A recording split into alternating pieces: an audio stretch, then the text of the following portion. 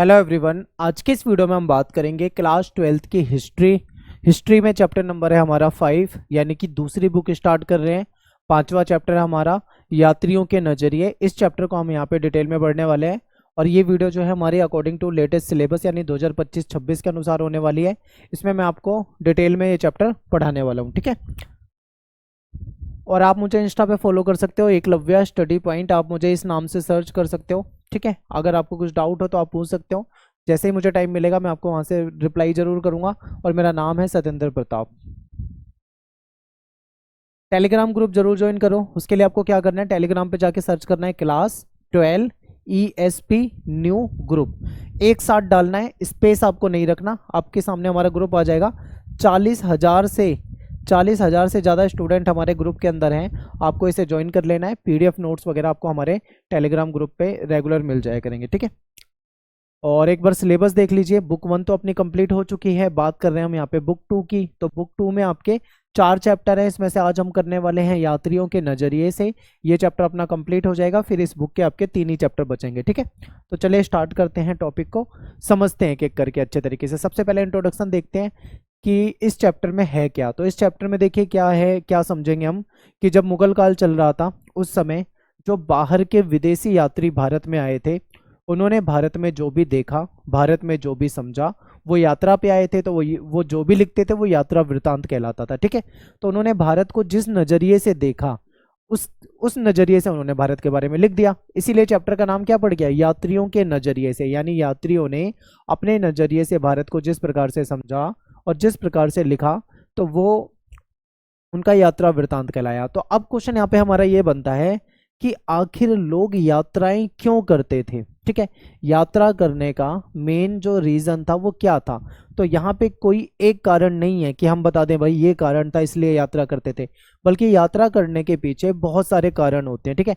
तो वो कौन कौन से कारण है इसको समझते हैं। जैसे कि पहला कारण आपके सामने है कार्य की तलाश में। यानी कि जो लोग काम की तलाश में भी आते थे, ठीक है, उनके देश में काम नहीं होगा, अच्छी अपॉर्चुनिटी या अवसर उनको नहीं मिलते होंगे, तो वो भारत की ओर आ गए ताकि वहाँ पे इनको अच्छा काम मिल सके, ठीक है। पहला पॉइंट तो ये हो जाएगा। दूसरा पॉइंट हो जाएगा प्राकृतिक आपदाओं से बचाव के लिए। यानी मान लो कोई ऐसा देश है जो कि समुद्र के किनारे है, वहाँ पे बार बार सुनामी आती रहती है, ठीक है। या मान लो कोई ऐसा देश है जहाँ पे भूकंप बहुत आते हैं या कोई प्राकृतिक आपदा आती है, तो वो उस चीज़ से परेशान हो रखा है, तो वो उसको छोड़कर किसी ऐसे देश में जाना चाहता है जहाँ पे वो सेफ्टी महसूस करे, ठीक है। तो लोग प्राकृतिक आपदाओं से बचाव के लिए भी भारत की ओर आए, तो ये पॉइंट बता सकते हो। फिर एक कारण आप ये भी बता सकते हो, तीसरा पॉइंट, कि लोग सैनिक के रूप में, पुरोहित के रूप में या तीर्थ यात्रियों के रूप में भी भारत आए, ठीक है। कई लोग तीर्थ यात्रा के लिए भी भारत में आते हैं, तो ये भी पॉइंट है। इसके अलावा क्या कुछ और पॉइंट हैं, तो यस और भी पॉइंट है। तो आप बता सकते हो काम की तलाश में, नई चीज़ों की तलाश में, ठीक है। कुछ नया खोजना चाहते हो, कुछ नया पाना चाहते हो तो उसकी तलाश में आए। साहस की भावना से प्रेरित होकर, कुछ लोग ऐसे थे जो साहसी होते थे। उस समय में क्या है, यात्रा करना बहुत मुश्किल होता था, आसान नहीं होता था। यात्रा के दौरान बहुत सारी चीज़ें गलत हो सकती थी। मान लो लूटपाट हो जाए, हत्या हो जाए, ठीक है, कोई बीमारी हो जाए या मृत्यु तक हो सकती थी। इतना रिस्की होता था यात्रा करना। लेकिन कुछ लोग साहसी होते थे, डेयरिंग होते थे, तो वो अपने डेयर के लिए, अपने साहस से प्रेरित होकर कहीं ना कहीं यात्राएं करते थे। तो एक रीज़न आप ये भी बता सकते हो। फिर कुछ लोग व्यापार के लिए भी आते थे, जैसे कि मध्य एशिया की तरफ से भारत में लोग आते थे, ठीक है। अरब की तरफ से लोग भारत में आते थे, व्यापार करने के लिए आते थे। तो व्यापार भी एक रीज़न है। तो लोग यात्रा क्यों करते थे, आप इतने सारे कारण यहाँ पे देख रहे हो, ये सारे कारण आप बता सकते हो, ठीक है। आगे चलते हैं। अब बात करते हैं यात्रियों के नज़रिए से। देखिए इस चैप्टर में मेनली 3 ऐसे यात्री हैं जिनके बारे में हमको पढ़ना है, और उन्होंने भारत को कैसे देखा, भारत के बारे में उन्होंने क्या समझा, क्या लिखा, उसको हमें देखना है। तो यात्रियों के नज़रिए से इसमें आप इब्न बतूता के बारे में पढ़ोगे कि इब्न बतूता ने भारत में क्या देखा, भारत के बारे में क्या लिखा, ठीक है। फिर अल बिरूनी के बारे में पढ़ोगे और फ्रांसवा बर्नियर के बारे में पढ़ोगे। तो ये 3 मुख्य हैं, इसके अलावा भी 1-2 और हैं, लेकिन आपको इन 3 के बारे में पढ़ना है, ठीक है। इन्होंने भारत को कैसे देखा और भारत को कैसे समझा और भारत के बारे में क्या लिखा। चलिए समझते हैं आगे। देखिए लगभग 10वीं से 17वीं सदी में यात्रियों के नज़रिए से भारतीय इतिहास को जानने के लिए बहुत सारे वृतांत मिले। यानी कि यात्री जब भारत में आते थे भारत को देखते थे, समझते थे, भारत के बारे में लिखते थे, तो वो क्या कहलाता था? वो यात्रा वृत्तांत कहलाता था। ठीक है, उन यात्रा वृत्तांतों से हमको उस समय का भारत कैसा था उसके बारे में जानकारी मिलती है। इससे भारतीय समाज को समझने में कहीं ना कहीं हमें मदद मिलती है। हालांकि ये जो यात्री होते थे, ठीक है, इनका अपना खुद का नजरिया होता था, खुद का दृष्टिकोण होता था, जिससे इन्होंने भारतीय समाज की व्याख्या की है, जिसको हम पूरी तरह से सही नहीं मान सकते हैं। याद रखना कि यात्रियों ने जो लिखा है उसको हम 100% सत्य नहीं मान सकते, क्योंकि इनका पहले से एक नजरिया होता है किसी को देखने का, भारत को देखने का। ये उस नजरिए से कहीं ना कहीं भारत के बारे में लिखते थे, तो कुछ चीजें गलत भी हो सकती हैं। ठीक है, फिर भी ये उस समय की जो परिस्थितियां होती थी, जो सिचुएशन थी, उसको कहीं ना कहीं जरूर उजागर करते हैं। तो ये महत्वपूर्ण हो जाती है कि यात्रियों ने जो लिखा है भारत के बारे में, उससे हमें उस समय के भारत के बारे में जानकारी मिलती है। ठीक है, अब देखो यात्री लोग जो होते थे, जब ये एक स्थान से, यानी मान लो जिस देश से ये आए हैं, एक स्थान से दूसरे स्थान पे आते थे, यानी भारत में आते थे, फिर भारत में भी अलग अलग स्थानों पे जाते थे, घूमते थे, भारत को देखते थे, समझते थे, तो इनको क्या भिन्नता नजर आती थी, क्या क्या डिफरेंट मिलता था? तो देखिए, इनको भौतिक परिवेश अलग मिलता था, यानी कि जिस देश से ये आए हैं वहां का भौतिक परिवेश अलग होगा। हो सकता है वहां पे पहाड़ी एरिया हो, समतल हो, नदियां हो या रेगिस्तान हो, कैसा भी हो सकता है भौतिक परिवेश। भारत में आते थे तो भारत का भौतिक परिवेश अलग होता था। ठीक है, फिर भूदृश्य अलग होते थे, जहां पे वो रहते थे वहां पे अलग भूदृश्य था, भारत में अलग था।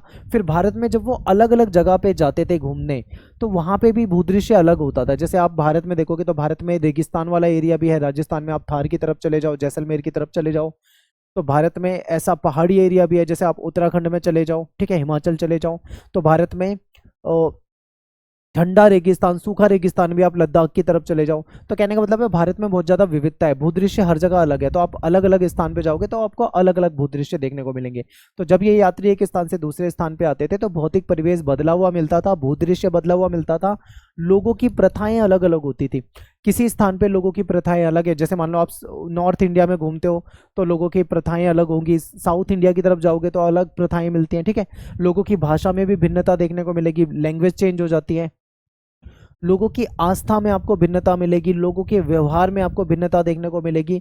तो यात्री जो होते थे इन भिन्नताओं के बारे में अपने वृतांत में लिखा करते थे। ठीक है, वो लिख लेते थे कि भाई क्या क्या उनको डिफरेंस देखने को मिला। तो हमको भारत के बारे में, क्या भारत में भिन्नता थी, ये भी इनके वृतांतों से देखने को मिलता है। ठीक है, तो ये सारी बातें आप बता सकते हो। अभी हम केवल इंट्रोडक्शन पढ़ रहे हैं, अब हम चलते हैं टॉपिक की तरफ। तो सबसे पहले बात करते हैं अल बिरूनी की।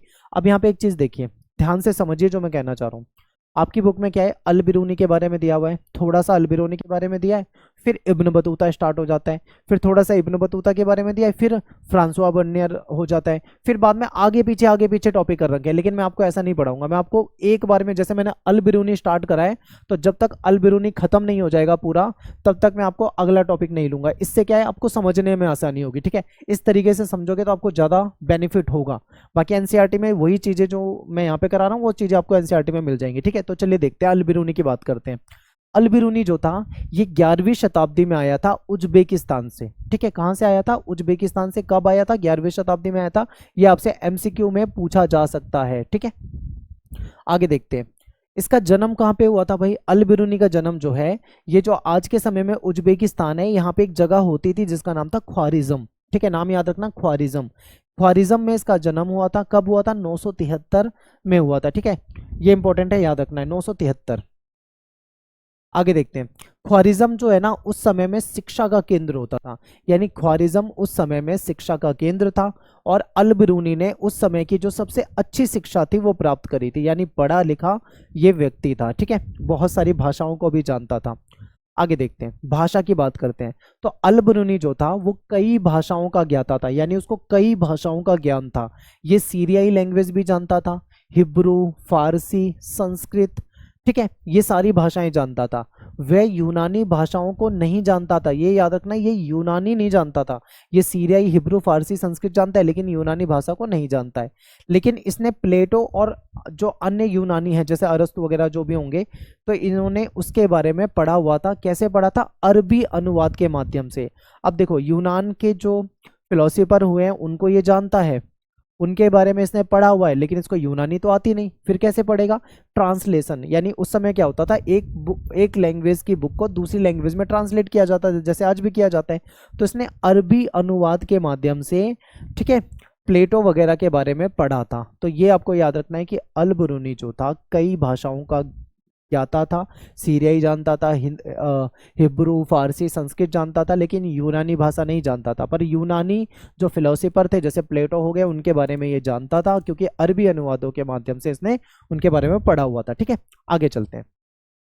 सन 1017 में ख्वारिज्म पे क्या होता है, आक्रमण हो जाता है। जब ख्वारिज्म पे आक्रमण होता है तो आक्रमण के समय सुल्तान महमूद जो था इसने आक्रमण किया था। तो आक्रमण तो किया, लेकिन वहां से कुछ विद्वानों को ये अपने साथ ले आता है। ठीक है, तो सुल्तान महमूद ख्वारिज्म पर आक्रमण करके यहाँ के जो कवि होते हैं और यहाँ के जो विद्वान लोग होते हैं उनको अपने साथ अपनी राजधानी गजनी लेकर आ जाता है। ठीक है, उनमें से अल बिरूनी भी एक था, क्योंकि अल बिरूनी जो था एक बंधक के रूप में गया था, आप ये मान लीजिए, क्योंकि इन्होंने वहां पे आक्रमण कर दिया था। तो वहां से जो भी कवि थे वो अपने साथ ले आया था, तो अल बिरूनी भी उन्हीं के साथ आया था। अल बिरूनी बंधक के रूप में आया था, लेकिन धीरे धीरे उसको गजनी पसंद आने लगा, क्योंकि गजनी में रहा तो गजनी शहर उसको पसंद आने लगा। गजनी आकर ही अल बिरूनी की जो भारत के प्रति जो उसकी रुचि थी वो बढ़ी, यानी जब वो गजनी में रहा तो उसका इंटरेस्ट जो था वो भारत की तरफ बढ़ा, और फिर वो भारत भी आया। ठीक है, भारत में आया, भारत को देखा, भारत को समझा और भारत के बारे में इसने लिखा। ठीक है, आगे चलते हैं। अल बिरूनी ने यहाँ के जो ब्राह्मण होते थे, पुरोहित होते थे, विद्वान थे, इनके साथ इन्होंने कई वर्ष बिताए और संस्कृत का, धर्म और दर्शन का ज्ञान प्राप्त किया। ठीक है, ब्राह्मणों और पुरोहितों से। अल बिरूनी की किताब क्या है, पेपर में ये बहुत ज़्यादा पूछा जाता है आपसे। तो अल बिरूनी ने जो किताब लिखी थी इसको कहा जाता था किताब उल हिंद। ठीक है, अल बिरूनी के द्वारा लिखी गई थी। कौन सी भाषा में थी, अरेबियन में थी। अरेबियन मतलब अरबी लैंग्वेज में थी। ठीक है, तो चलिए समझते हैं। किताब उल हिंद लिखा था अल बिरूनी ने, अरबी भाषा में लिखी गई थी ये, और इसकी भाषा जो थी ना वो भाषा सरल थी और बिल्कुल स्पष्ट थी, यानी सिंपल लैंग्वेज थी, क्लियर थी एकदम। ठीक है, तो इस तरीके से इसने अल बिरूनी ने किताब लिखी थी जिसको कहा जाता है किताब उल हिंद। किताब उल हिंद में क्या लिखा गया था, भारत के बारे में लिखा गया था। तो देखिए, किताब उल हिंद एक विस्तृत ग्रंथ है, यानी एक बहुत बड़ा ग्रंथ है। इसमें उसने धर्म के बारे में, दर्शन यानी फिलोसफी के बारे में, त्योहार यानी कि फेस्टिवल के बारे में, खगोल विज्ञान के बारे में, रीति रिवाज जो यहाँ की ट्रेडिशन परंपराएं थी, प्रथाएं थी, यहाँ पे जो माप तोल की जाती थी, यहाँ की मूर्ति कला हो गई, यहाँ की कानून हो गए, इसके बारे में उसने अपनी जो बुक है किताब उल हिंद उसमें बहुत विस्तार से लिखा, बहुत डिटेल में लिखा। और ये बुक इतनी इसमें इतना ज़्यादा डिटेल था कि ये 80 यानी कि 80 अध्याय में विभाजित थी, 80 चैप्टर में डिवाइडेड थी ये बुक, जिसमें ये सारी बातें डिटेल में लिखी थी। ठीक है, तो ये याद रखना है। अब अल बिरूनी का देखो, हर राइटर का लिखने का अपना एक स्टाइल होता है, एक तरीका होता है, एक शैली होती है। ठीक है, अल बिरूनी का भी लेखन का एक तरीका था, एक शैली थी। अल बिरूनी के लेखन शैली में क्या विशेषता है, तो देखिए अल बिरूनी ने अपनी किताब में एक विशिष्ट शैली का प्रयोग करा, यानी एक स्पेशल तरीके से, एक विशिष्ट तरीके से ये लिखा करता था। इसमें क्या होता था, इसका लिखने का तरीका क्या है, इसमें शुरू में एक प्रश्न पूछा जाता था, यानी स्टार्टिंग में एक क्वेश्चन होता था, फिर उसका वर्णन लिखा गया था, यानी शुरुआत होती थी एक क्वेश्चन के साथ। ठीक है, एक क्वेश्चन होता था स्टार्टिंग में, फिर उसका डिटेल में बिल्कुल आंसर होता था, वर्णन होता था, फिर बाद में क्या होता था, कंपेयर होता था, यानी अदर संस्कृतियों के साथ उसको कंपेयर किया जाता था कि भारत का जो कल्चर है वो ऐसा है, लेकिन बाहर के देशों में जो कल्चर होता है वो अलग होता है, तो ऐसे कंपेयर किया जाता था। ठीक है, तो उसका लिखने का स्टाइल क्या था, अगर पूछा जाए पेपर में आप क्या बताओगे, सबसे पहले जो वो लिखता था उसमें एक क्वेश्चन होता था, फिर क्वेश्चन का डिटेल में आंसर होता था, यानी विस्तृत वर्णन होता था, और एंड में क्या होता था, अन्य संस्कृतियों के साथ उसकी तुलना होती थी। ठीक है, ये इसका लिखने का तरीका था। अगला टॉपिक है हमारा अल बिरूनी की समझ और बाधाएं। अल बिरूनी ने क्या करा, भारत के बारे में जो भी देखा उसके बारे में लिखा, भारत को अच्छे से समझने की कोशिश की, लेकिन कुछ समस्याएं भी ऐसी थी, कुछ बाधाएं भी ऐसी थी जो कहीं ना कहीं उसके सामने थी। तो वो कौन सी समस्याएं थी उसको भी हमें यहाँ पे डिटेल में समझना है। ठीक है, तो चलिए देखते हैं। देखिए, यात्रियों ने उपमहाद्वीप में जो भी देखा, सामान्यतः क्या होता था, उसकी तुलना जो थी उन्होंने उन प्रथाओं से की जिनसे वो परिचित थे, यानी कि अल बिरूनी पहले से जिन प्रथाओं के बारे में जानता था, हमेशा से भारत में जो देखता था उसकी तुलना उस प्रथा से करता था, क्योंकि भाई ऐसी प्रथा से तो तुलना कर ही नहीं सकता ना जिसके बारे में वो पहले से ना जानता हो, तो बिल्कुल सिंपल है। तो वैसे ही करता था, जो भी भारत में देखता था उसकी तुलना किसी और प्रथा से कर देता था जिसके बारे में वो जानता था। ऐसे ही ज़्यादातर राइटर करते थे। तो प्रत्येक यात्री ने जो देखा उसे समझने के लिए एक अलग विधि अपनाई, ठीक है, जिसने जो भी देखा उसको समझने के लिए अलग तरीका अपनाया। एग्जाम्पल है अल बिरूनी। अल बिरूनी जो था, इसने कई अवरोधों की चर्चा करी है। अवरोध का मतलब क्या होता है? रुकावट, ठीक है, रुकावट, कई सारी रुकावटें इसके सामने आई। या फिर आप इसको और शुद्ध हिंदी में समझें तो इसको आप समस्या देख सकते हैं, ठीक है, बाधा देख सकते हैं। यानी कि भारत को समझने में उसके सामने कई सारे अवरोध आए, कई सारी रुकावटें आई, कई सारी समस्याएं आई, ठीक है, जिसके जो उसके अनुसार उसकी समझ में कहीं ना कहीं बाधक थी, यानी कि उसको समझने में कहीं ना कहीं प्रॉब्लम क्रिएट कर रही थी। जैसे कि आपके सामने सबसे पहला एग्जाम्पल है भाषा। अब देखो भाषा कैसे अवरोध थी ये समझिए।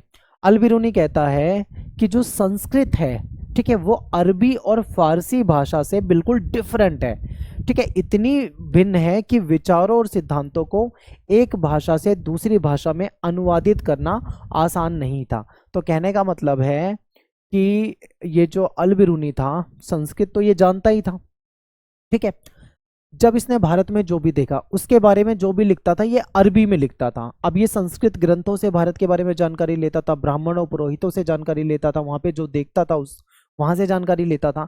अब संस्कृत भाषा को अरबी भाषा में अनुवाद करना यानी ट्रांसलेट करना बहुत मुश्किल था।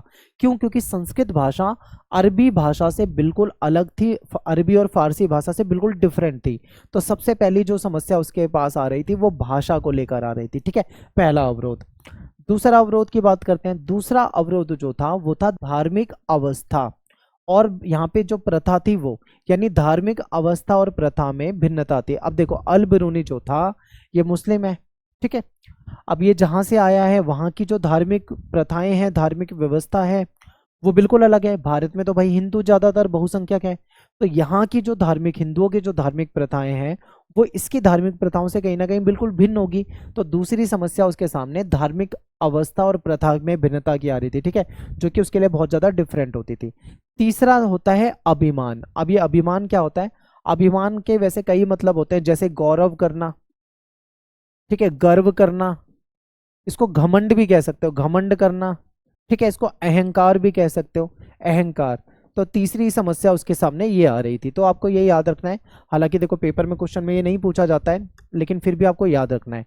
आगे चलते हैं नेक्स्ट टॉपिक पे। यहाँ रोचक बात ये है कि इन समस्याओं की जानकारी होने पर भी अल बिरूनी लगभग लगभग पूरी तरीके से कहीं ना कहीं ब्राह्मणों के द्वारा जो रचित कृतियां थी उस पे आश्रित रहा, क्योंकि ब्राह्मणों के द्वारा जो रचित कृतियां थी, जो भी उनकी रचनाएं थी, वो संस्कृत भाषा में थी। अब संस्कृत भाषा से वो देखता था, समझता था, उसको फिर वो ट्रांसलेट कर देता था अरबी में, इसीलिए उसको लैंग्वेज को ट्रांसलेट करने में बहुत ज़्यादा दिक्कतें आ रही थी, ठीक है।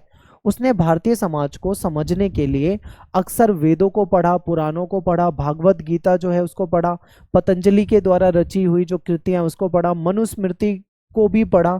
इन सारी चीज़ों को पढ़ने के बाद उसने भारत को समझा और फिर उसका ट्रांसलेट किया था उसने किस में? अरबी लैंग्वेज में, और लिखा था, ठीक है।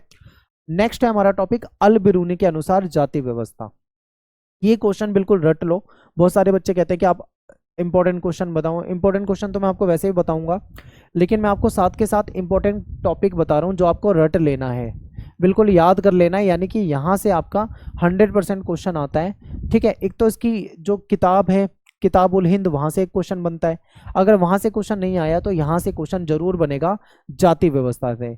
अल बिरूनी ने जाति व्यवस्था के बारे में, जाति प्रथा के बारे में क्या बताया है ये आपको बताना है, ठीक है। तो चलिए देखते हैं। देखिए अल बिरूनी ने अन्य समुदायों से तुलना के माध्यम से जो जाति व्यवस्था थी इसको समझने और व्याख्या करने का भी प्रयास करा उसने, क्योंकि आपको पता है भारत में जाति प्रथा होती थी। उसने लिखा कि जो प्राचीन फारस है वहां पे भी 4 सामाजिक वर्गों को मान्यता थी। कहने का मतलब है कि केवल भारत में जाति प्रथा या जाति व्यवस्था नहीं थी। इसने लिखा है कि जो प्राचीन फारस होता था वहां पे भी कहीं ना कहीं सामाजिक वर्गों के रूप में, 4 सामाजिक वर्गों के रूप में बंटवारा था, ठीक है। वहां पे भी समुदाय बटे हुए थे। फारस में कैसे बंटवारा था ये देखते हैं। वहां पे पहला वर्ग होता था जिसको कहा जाता था घुड़सवार या शासक वर्ग। दूसरा वर्ग जो है इसको कहा जाता है भिक्षु, अनुष्ठानिक या पुरोहित या चिकित्सक वर्ग इसमें आ जाते थे। तीसरे में खगोल शास्त्री और वैज्ञानिक आ जाते थे। चौथे में जो किसान और शिल्पकार होते हैं वो आ जाते थे। तो कहने का मतलब है केवल भारत में ये वर्ग सिस्टम, ये वर्ण व्यवस्था या फिर ये जाति प्रथा भारत में ही नहीं थी, बल्कि ऐसा फारस में भी होता था। ठीक है, आगे चल।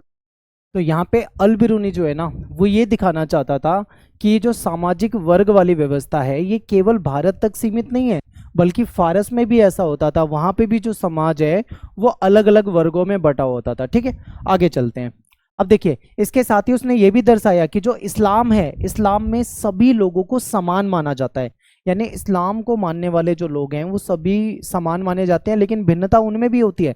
भिन्नता क्या, किस चीज में होती है? धार्मिकता के पालन में। ठीक है, वो अपना जो मजहब है उसका पालन जो है वो थोड़ा अलग तरीके से कर सकते हैं अलग अलग जगह पे, लेकिन उसमें माना सभी को समान जाता है। ठीक है, ये हो गया। आगे चलते हैं। फिर जाति व्यवस्था के बारे में देखिए। देखिए अल बिरूनी ने क्या कहा है। अल बिरूनी कहता है कि जो ब्राह्मणवादी व्याख्या है जाति को लेकर, उसको तो वो एक्सेप्ट करता है, मान लेता है, ठीक है, लेकिन वो एक चीज को नहीं मानता। किस चीज को? अपवित्रता की जो मान्यता है उसको नहीं मानता। मैं एग्जांपल से समझाता हूँ आपको।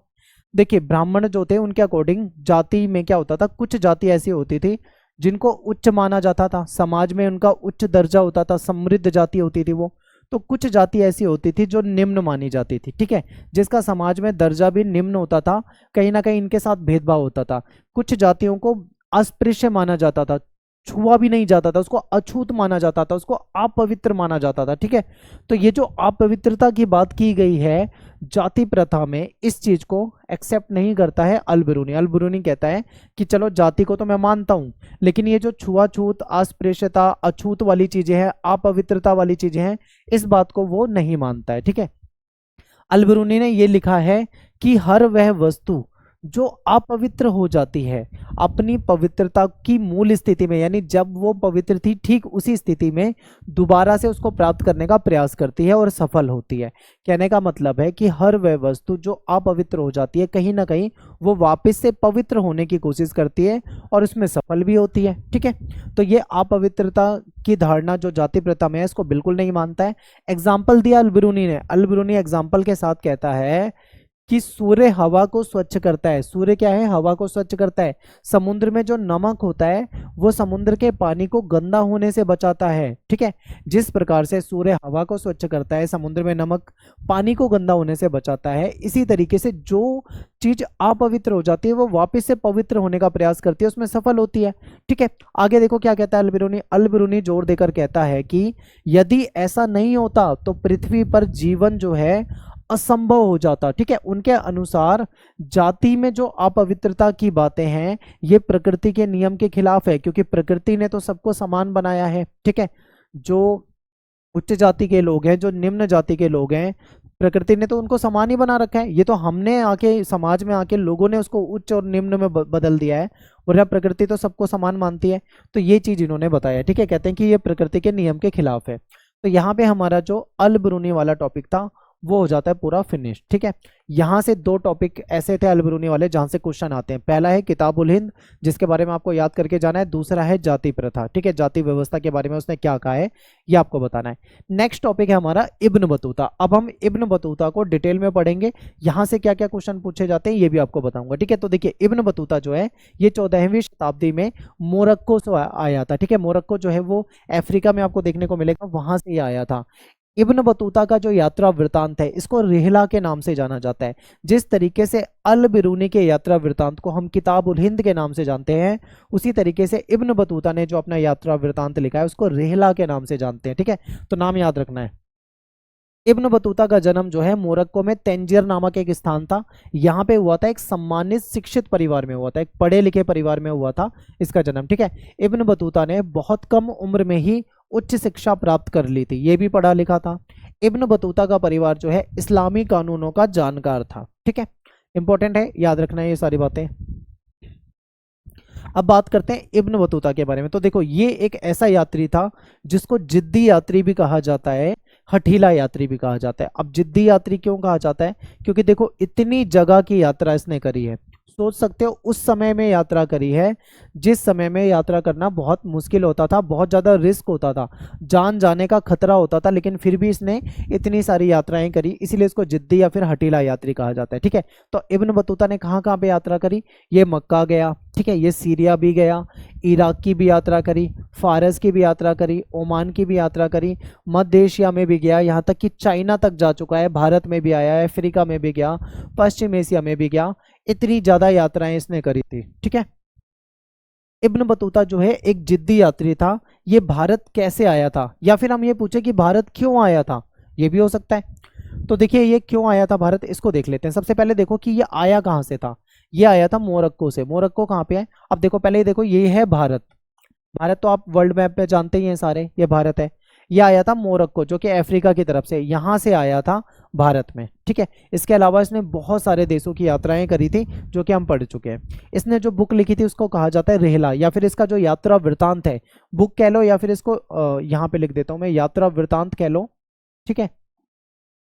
ये क्या कहलाता है, रिहला कहलाता है। इब्न बतूता एक हठीला और जिद्दी यात्री था। क्यों जिद्दी यात्री था ये हम ऑलरेडी जान चुके हैं।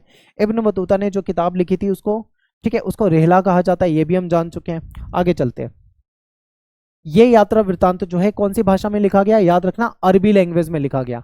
इब्न बतूता के वृतांत से हमें बहुत ही रोचक यानी बहुत ही इंटरेस्टिंग जानकारी मिलती है। इब्न बतूता को यात्राओं का बहुत शौक था, क्योंकि इतने देशों की यात्रा ये कर चुका था, तो जाहिर सी बात है इसको शौक था।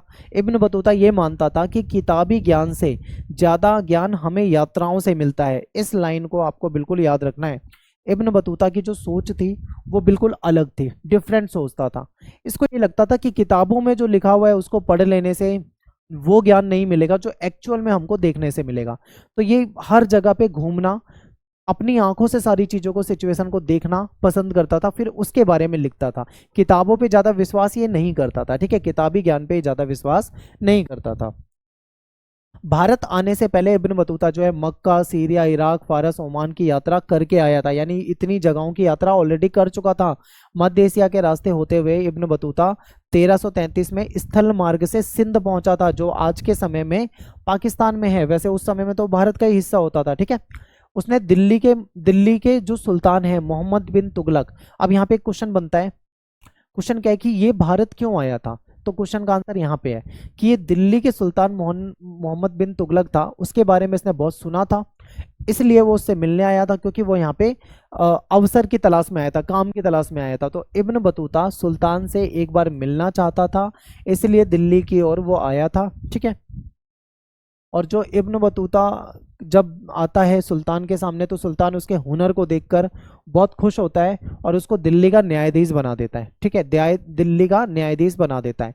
इब्न बतूता न्यायाधीश के पद पे काम करता है, कई सालों तक उस पद पे रहता है ये। लेकिन होता क्या है कि इब्न बतूता और सुल्तान के बीच में कुछ मिसअंडरस्टैंडिंग हो जाती है और वो विश्वास खो देता है। विश्वास खो देता है तो उसके बाद वो क्या करता है, सुल्तान इसको जेल में डाल देता है। लेकिन कुछ समय के बाद सुल्तान और उसके बीच में जो गलत फहमी थी वो दूर हो जाती है और उसको वापस से राजकीय सेवा करने का मौका मिलता है, यानी वापस से अपनी नौकरी पे रख लेता है, ठीक है। और दूत के रूप में उसको चाइना चाइना भेजता है, तो ये उसका दूत बन के चाइना गया था, ठीक है। ये इंपॉर्टेंट है, याद रखना है। इब्न बतूता को बहुत बार उसकी यात्राओं के दौरान लूटा गया। उस समय जो यात्रा करने में जो सबसे ज़्यादा रिस्क होता था ना, बहुत ज़्यादा रिस्क होता था। रिस्क क्या होता था कि लूट लिया करते थे लोग, ठीक है, लुटेरे जो होते थे यात्रियों को रास्ते में लूट लेते थे, परंतु फिर भी वो यात्रा करता था क्योंकि वो एक जिद्दी यात्री था। कई बार मार भी देते थे, ठीक है। तो अब यहाँ तक तो हो गया इब्न बतूता के बारे में इंट्रोडक्शन, कि भाई वो क्या था, कहाँ से आया, ठीक है, किससे मिला, किस काम पे रखा गया, कब निकाला गया, क्यों निकाला गया, दुनिया भर की चीज़ें हमने जान ली, कौन सी बुक लिखी ये भी जान ली। अब इब्न बतूता का आता है भारतीय शहरों का वर्णन। तो ये इंपॉर्टेंट है, इब्न बतूता ने भारत के शहरों को देखा, खासकर दिल्ली को, और दिल्ली की जो तारीफें बहुत करी और उसकी तुलना कर दी दौलताबाद से, ठीक है। तो इब्न बतूता ने जो शहरों के को देखा है उसको भी समझते हैं। तो देखिए, इब्न बतूता जब भारत आया तो वो भारत के बाजारों में घूमा। इब्न बतूता ने भारतीय शहरों को अवसर से भरपूर पाया। उसने देखा कि भारत में अवसर बहुत हैं। अगर मान लो कोई व्यक्ति जिसके पास स्किल है, यानी जिसको कोई काम करना आता है, जिसके अंदर इच्छा शक्ति है, यानी कोई काम करने का इच्छुक है, अगर वो भारत आता है तो भारत के शहरों में उसके लिए अवसरों की कोई कमी नहीं है, यानी अपॉर्चुनिटी जो है वो इंडिया में बहुत ज़्यादा है, ऐसा इसने पाया। शहर जो थे वो घनी आबादी वाले होते थे, भीड़ भाड़ वाले शहर होते थे भारत में, और सड़कें तो जो होती थी वो बहुत ही चमक धमक वाली होती थी, ठीक है। बाजार जो होते थे रंग बिरंगे होते थे, सुंदर होते थे, यहाँ के बाजार अलग अलग प्रकार की वस्तुओं से भरे होते थे, खूब यहाँ पे व्यापार होता था। तो ये सारी चीज़ें इसने देखी और इसने लिखा। ठीक है, ये कहता है कि दिल्ली के बारे में बताता है कि दिल्ली जो था एक बहुत बड़ा शहर था। ठीक है, दिल्ली क्या था, बहुत बड़ा शहर था, बहुत ही भीड़ भाड़ वाला शहर था। इब्न बतूता बताता है कि दौलताबाद भी दिल्ली से कम नहीं था, आकार में दिल्ली को टक्कर देता था, चुनौती देता था। यानी यहाँ पे इसने दिल्ली के बारे में बताया एंड दिल्ली को कंपेयर कर दिया दौलताबाद से। ठीक है, तो ये याद रखना है आपको। बहुत सारे बाजारों में मंदिर भी होते थे, मस्जिद भी होते थे। इब्न बतूता बताता है कि भारत का जो मलमल का कपड़ा होता है, ठीक है, भारत का जो मलमल का कपड़ा था ये बहुत ही कॉस्टली होता था, बहुत ही एक्सपेंसिव होता था, बहुत ज़्यादा महंगा होता था। केवल जो अमीर आदमी होते थे वो ही इसको पहन सकते थे, इसको अफोर्ड कर सकते थे। मलमल का कपड़ा अगर आपने देखा हो, बहुत ही सॉफ्ट होता है, छूने में बहुत ही आपको सिल्की, बहुत अच्छा लगता है। ठीक है, तो इस तरीके का कपड़ा जो होता था इसकी डिमांड भी बहुत होती थी और ये महंगा भी बहुत होता था। अमीर आदमी जो होते थे वो इसको पहनते थे।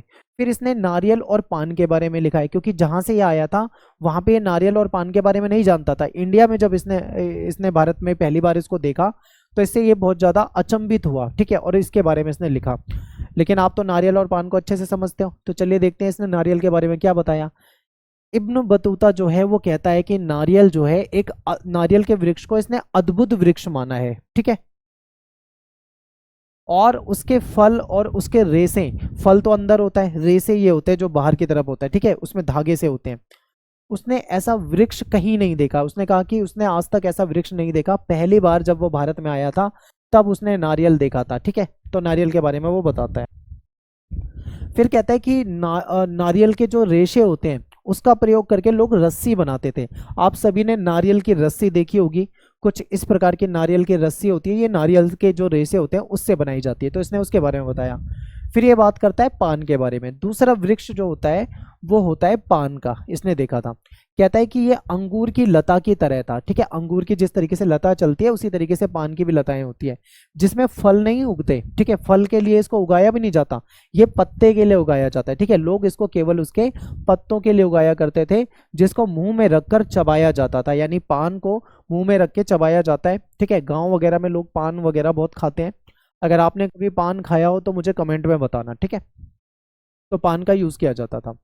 तो ये पान और नारियल के बारे में कभी कभार बहुत रेयर क्वेश्चन आता है लेकिन पूछ लिया जाता है। लेकिन जो सबसे ज्यादा इब्न बतूता से क्वेश्चन पूछा जाता है वो पूछा जाता है संचार प्रणाली से। ठीक है, मैं सारे टॉपिक आपको एक साथ पढ़ा रहा हूँ, एनसीईआरटी में ये बिखरे हुए हैं।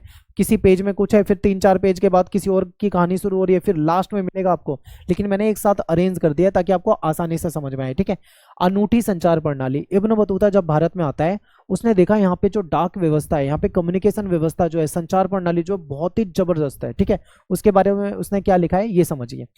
इब्न बतूता कहता है कि भारत में 2 प्रकार की डाक व्यवस्था थी। ठीक है, एक तो थी पैदल डाक व्यवस्था जिसमें पैदल जाके संदेश पहुंचाया जाता था, दूसरी थी अश्व डाक व्यवस्था। ठीक है, अब पैदल डाक व्यवस्था को दावा के नाम से भी जाना जाता था और जो अश्व डाक व्यवस्था है इसको उलुक के नाम से भी जाना जाता है। ठीक है, तो ये याद रखना है आपको। यानी भारत में इब्न बतूता के अनुसार 2 डाक व्यवस्था होती थी, एक है पैदल डाक व्यवस्था जिसको दावा कहा जाता था, दूसरा है अश्व डाक व्यवस्था जिसको उलुक कहा जाता था। ठीक है, आगे समझते हैं। अब पहले हम अश्व डाक व्यवस्था को समझते हैं। अश्व डाक व्यवस्था जो है इसको उलुक भी कहा जाता था। इस व्यवस्था में हर 4 मील पर राजकीय घोड़े खड़े होते थे। ठीक है, जैसे मान लो ये यहाँ से कोई व्यक्ति जाता है संदेश लेके, ठीक है, अपने घोड़े पे जाएगा, हर 4 मील के बाद राजकीय घोड़े उसे मिलेंगे तो ये उसको अपना जो संदेश है वो दे देगा। फिर 4 मील के बाद दूसरा होगा, वो अपना संदेश इसको दे देगा।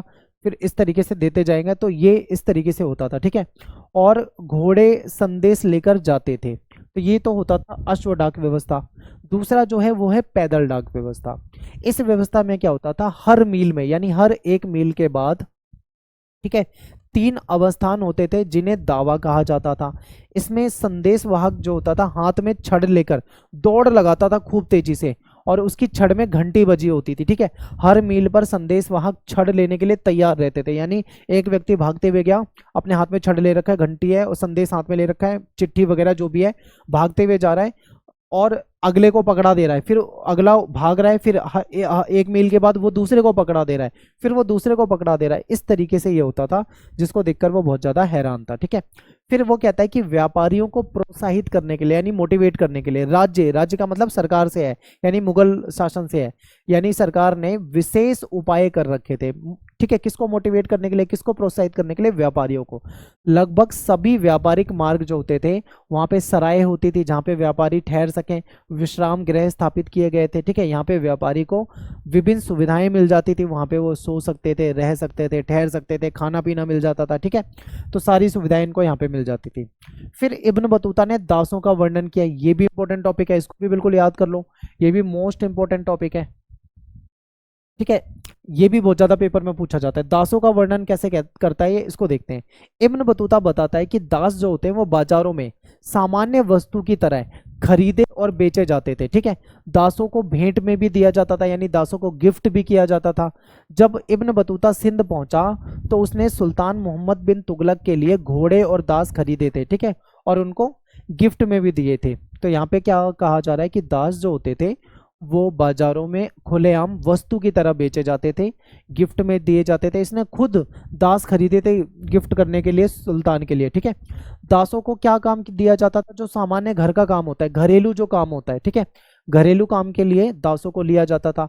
दास जो थे वो पालकी भी उठाया करते थे, क्योंकि उस समय में पालकी होती थी, पालकी में बैठ के लोग जाया करते थे, तो दास ये उठाने का काम करते थे। इब्न बतूता कहता है कि दासी जो है वो अमीरों पर नजरें रखने के लिए भी नियुक्त की गई थी, यानी एक स्पाई का काम करती थी, जासूस का काम करती थी, अमीरों पर नजर रखती थी कहीं वो कुछ गलत तो नहीं कर रहे, इस तरीके का काम भी करती थी। दासियां जो थी वो गाने का नाचने गाने का काम भी करती थी। ठीक है, तो यहाँ पे अपना ये जो इब्न बतूता वाला टॉपिक है ये भी पूरी तरीके से खत्म हो जाता है। अब हमारा तीसरा टॉपिक है फ्रांसवा बर्नियर। ठीक है, अब फ्रांसवा बर्नियर के बारे में यहाँ पे हम डिटेल में जानने वाले हैं। फ्रांसवा बर्नियर वाला टॉपिक देखते हैं। फ्रांसवा बर्नियर जो था ये फ्रांस का रहने वाला था। ठीक है, कहाँ से आया था, फ्रांस से। 17वीं शताब्दी में आया था, ये फ्रांस से आया था। ठीक है, और फ्रांसवा बर्नियर जो था ये एक चिकित्सक भी था, एक राजनीतिक भी था, और इतिहासकार भी था, और दार्शनिक यानी फिलोसोफर भी था। अब ये जो फ्रांसवा बर्नियर था इसका जो लिखने का स्टाइल था वो थोड़ा डिफरेंट था।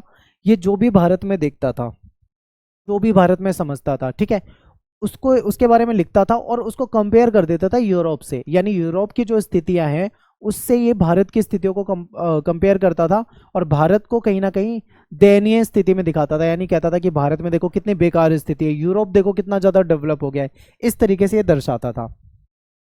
इसने जो ग्रंथ लिखा था, इसने जो अपना वृतांत लिखा था, इसको कहा जाता है travel in the Mughal empire.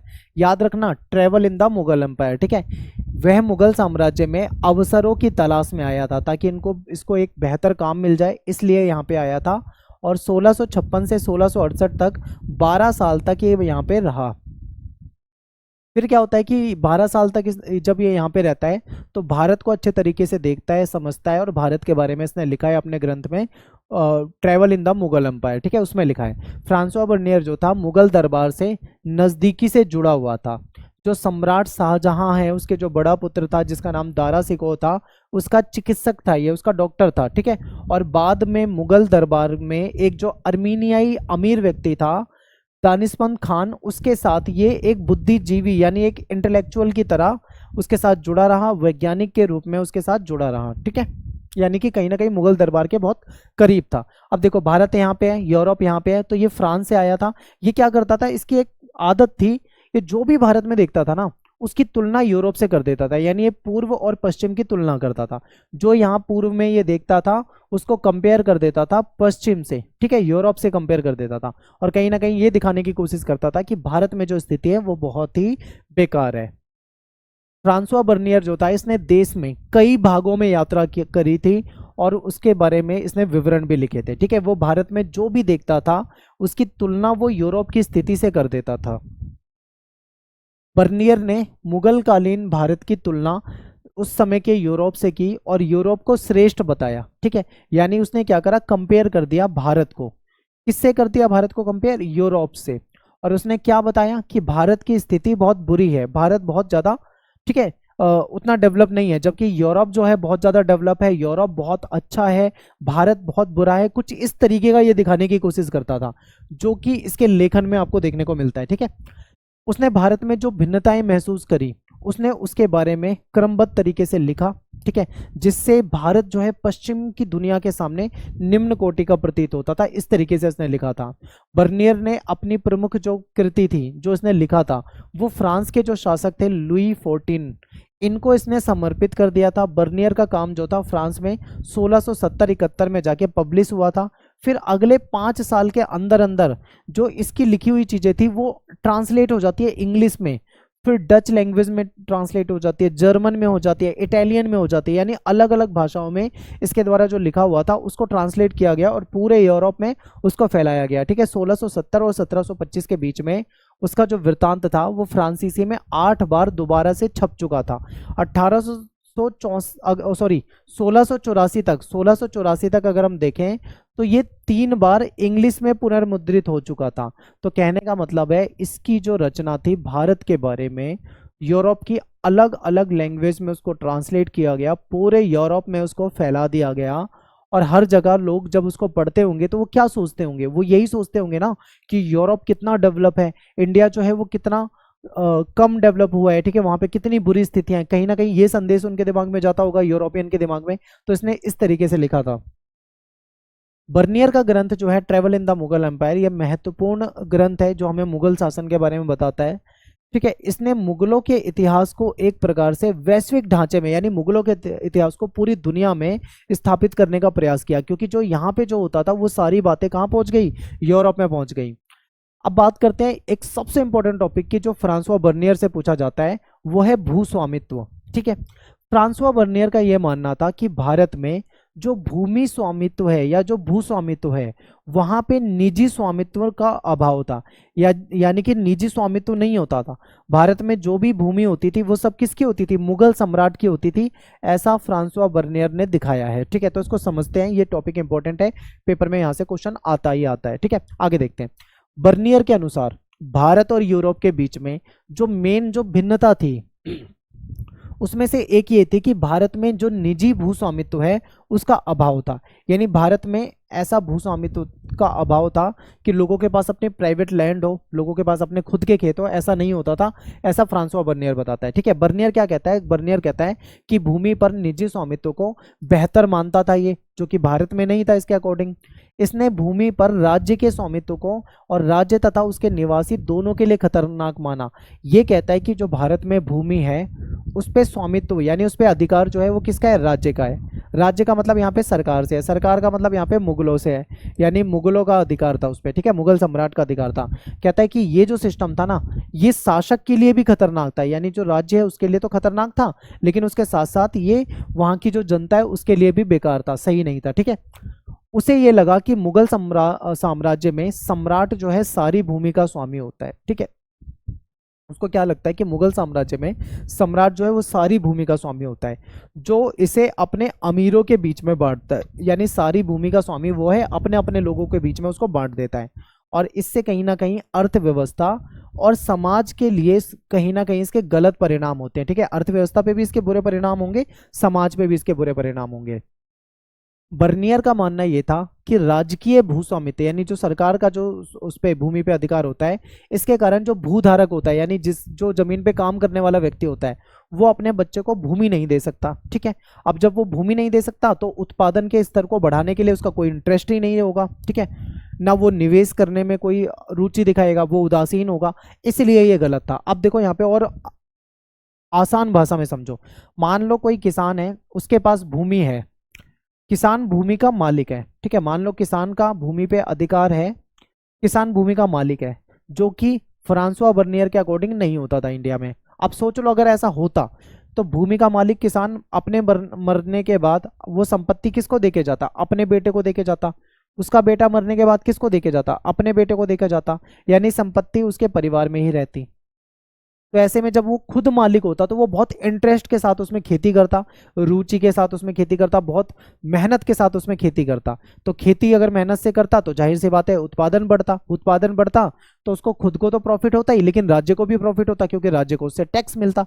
लेकिन उसके अकॉर्डिंग यहाँ पे अधिकार जो होता है वो राज्य का होता है यानी सरकार का होता है। तो ऐसे में जो खेती करने वाला व्यक्ति है, जो भूधारक है, उसका खेती करने में क्या इंटरेस्ट रहेगा? उसको पता है कि भाई काम चलाऊ खेती करनी है, बच्चों को तो जमीन मिलनी नहीं है, तो कोई फायदा तो उसका है नहीं। तो वो इसी तरीके से वो उसके लिए भी खतरनाक है क्योंकि वो उत्पादन ज्यादा नहीं कर पाएगा, राज्य के लिए भी खतरनाक है क्योंकि उत्पादन ज्यादा नहीं होगा तो उसको टैक्स ज्यादा नहीं मिलेगा। इस तरीके से ये बता रहा है। ठीक है, आगे देखते हैं।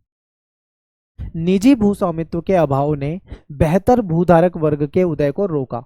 अगर निजी भू स्वामित्व यहाँ पे होता तो अच्छे अच्छे भूधारक वर्ग सामने आते, लेकिन जब निजी भू स्वामित्व है ही नहीं तो कहीं ना कहीं भूधारक वर्ग भी यहाँ पे नहीं है जो भूमि के रख रखाव और बेहतरी के प्रति सजग सचेत हों।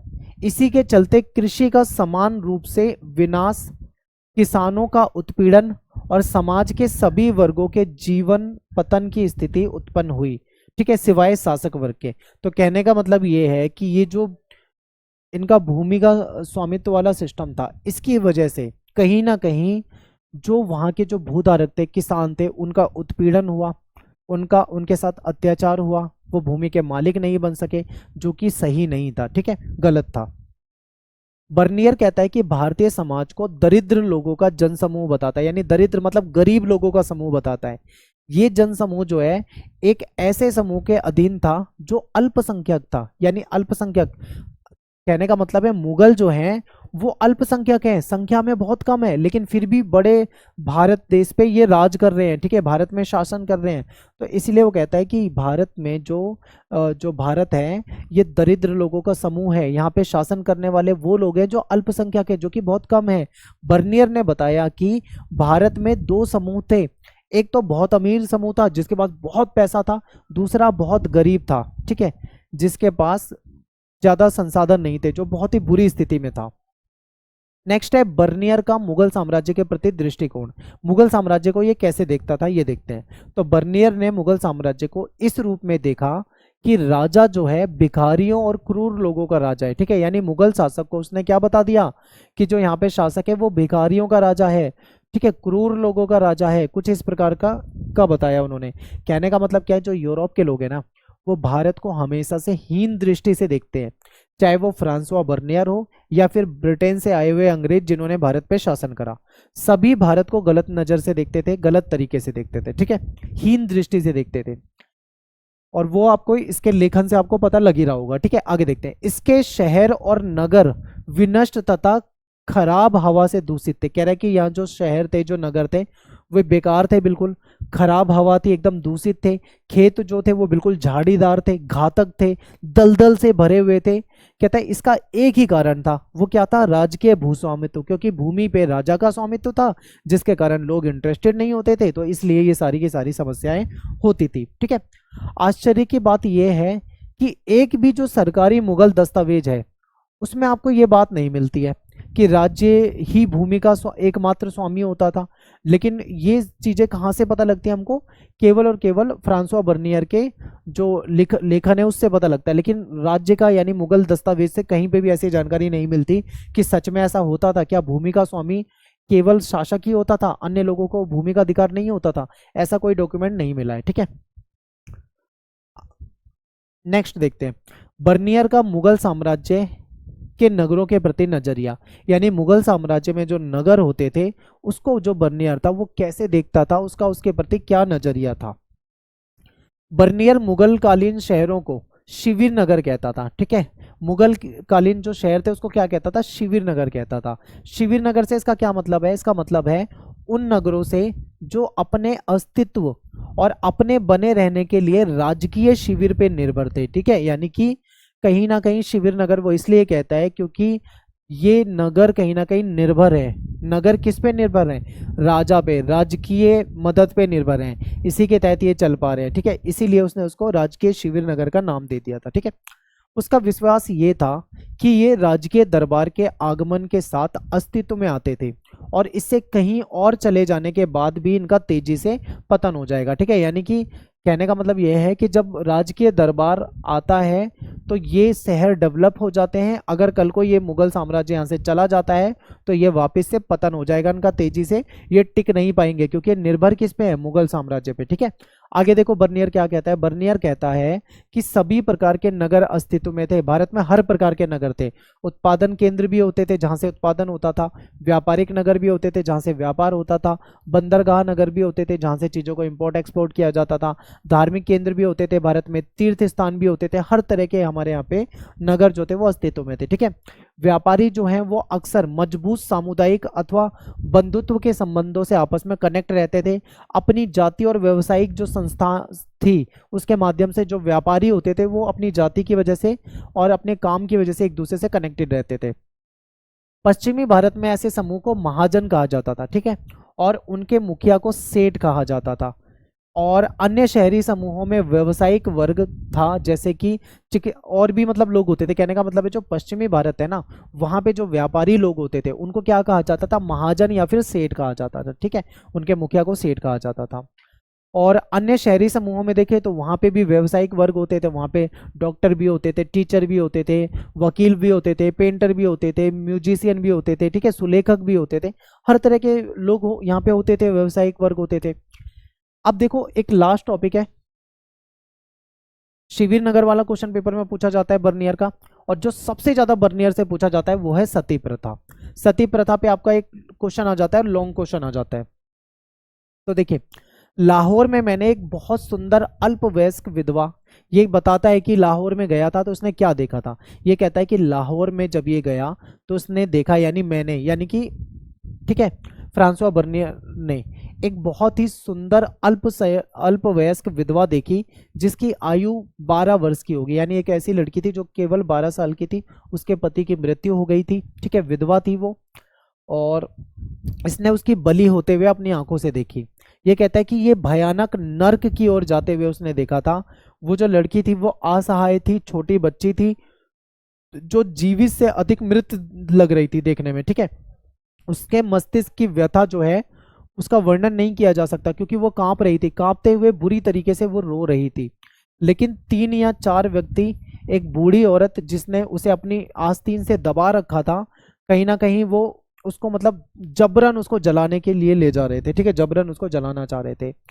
उसे लकड़ियों पे बिठा दिया गया, उसके हाथ पैर बांध दिए ताकि वो भाग ना पाए, और उसको जिंदा जला दिया। क्या प्रथा होती थी सती प्रथा में, क्या होती थी, जिसका पति मर जाता था उसकी जो लाश जलाई जाती थी उसके साथ उसकी पत्नी को भी जला दिया जाता था। तो कुछ इस प्रकार की प्रथा थी जिसको इसने देखा। उसके बारे में बताता है कि मैं अपनी भावनाओं को दबाने में कहीं ना कहीं मतलब असमर्थ था, बहुत गुस्से में था, लेकिन रोक नहीं पाया। ठीक है, तो ये सारी बातें इसमें बताई गई है।